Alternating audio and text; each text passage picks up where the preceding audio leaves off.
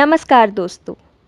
एक तरह से देखा जाए तो विष्णु भगवान के ये प्रमुख दशावतार हमें दिखाते हैं कि किस तरह जल में रहने वाले जीवों अर्थात मत्स्यावतार से शुरू होकर धीरे धीरे मनुष्यों की उत्पत्ति धरती पर हुई। तो आइए अब बात करते हैं भगवान नारायण के चौथे अवतार नरसिंह अवतार के बारे में। जैसा कि नाम से प्रतीत होता है, इस अवतार में प्रभु का आधा शरीर नर का था और आधा सिंह यानी शेर का। जैसा कि हम सब ने पिछली वीडियो में जाना कि किस तरह श्री हरि विष्णु के वराह अवतार ने हिरण्याक्ष का वध कर धरती को जल प्रलय से बचाया था।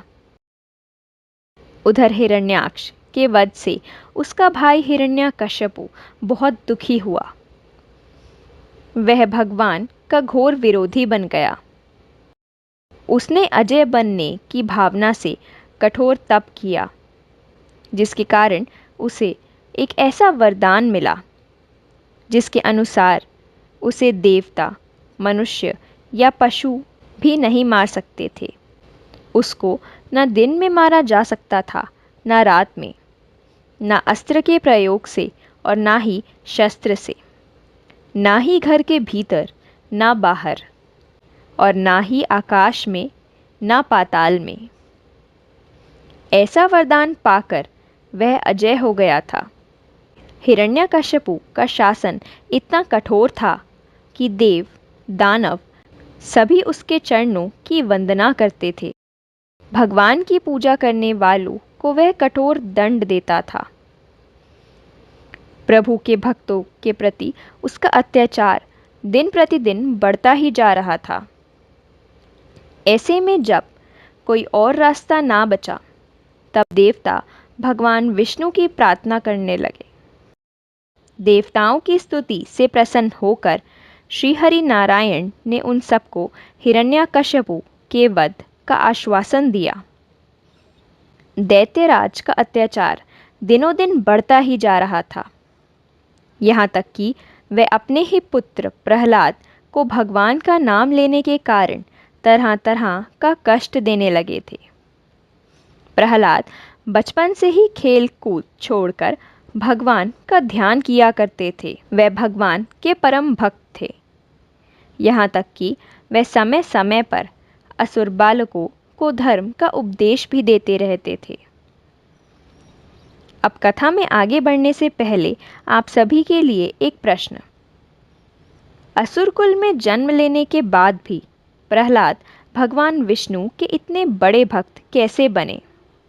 अगर आपको उत्तर पता है तो कमेंट करके ज़रूर बताइएगा। इस प्रश्न का उत्तर जानने के लिए कथा को अंत तक अवश्य सुनें। जब हिरण्यकश्यपु को प्रहलाद के असुर बालकों को उपदेश देने की बात पता चली, तो यह सुनकर वह बहुत क्रोधित हुआ। उसने प्रहलाद को अपने दरबार में बुलाया और उन्हें डांटते हुए कहा, मूर्ख, तू बड़ा उद्दंड हो गया है। तूने किसके कहने पर मेरी आज्ञा के विरुद्ध ये काम किया है? इस पर दरबार में खड़े प्रहलाद ने बड़ी विनम्रता के साथ कहा, पिताजी, ब्रह्मा से लेकर तिनके तक सब छोटे बड़े चर अचर जीवों को भगवान ने अपने वश में कर रखा है। वही सर्वव्यापी परमेश्वर अपनी शक्तियों के द्वारा इस विश्व की रचना, रक्षा और संहार करते हैं।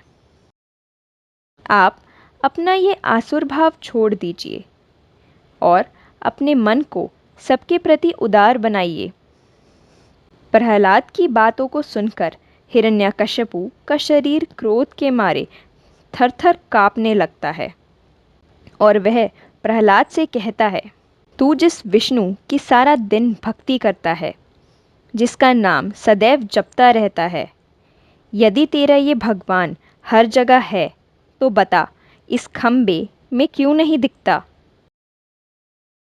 ये कहकर क्रोध से तमतमाया हुआ वे स्वयं तलवार लेकर सिंहासन से कूद पड़ता है और बड़ी ताकत के साथ हिरण्यकश्यपु खंबे में एक घूसा मारता है।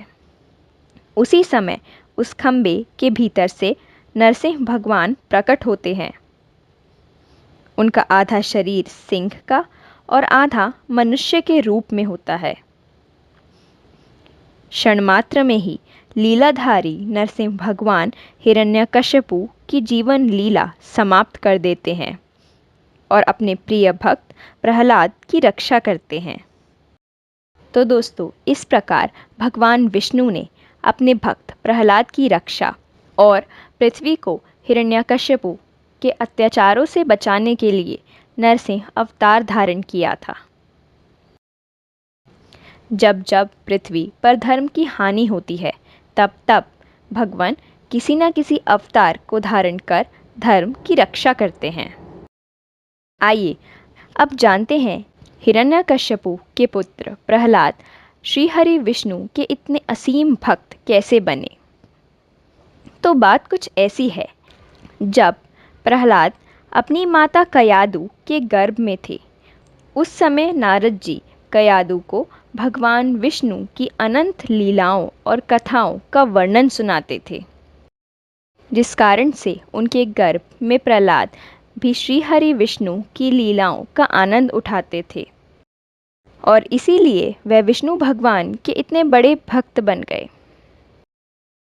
तो दोस्तों, अगर आपको ये वीडियो पसंद आई हो तो वीडियो को लाइक कर अपने दोस्तों के साथ शेयर करें, ताकि उन्हें भी नरसिंह अवतार के बारे में पता चल सके। साथ ही चैनल को सब्सक्राइब कर बेल आइकन को प्रेस करना ना भूलें, ताकि भविष्य में आने वाली वीडियोस के नोटिफिकेशन आप तक सबसे पहले पहुंच सके। तो जल्द ही मिलते हैं भगवान विष्णु के एक और अवतार की कथा के साथ। जय श्री हरि।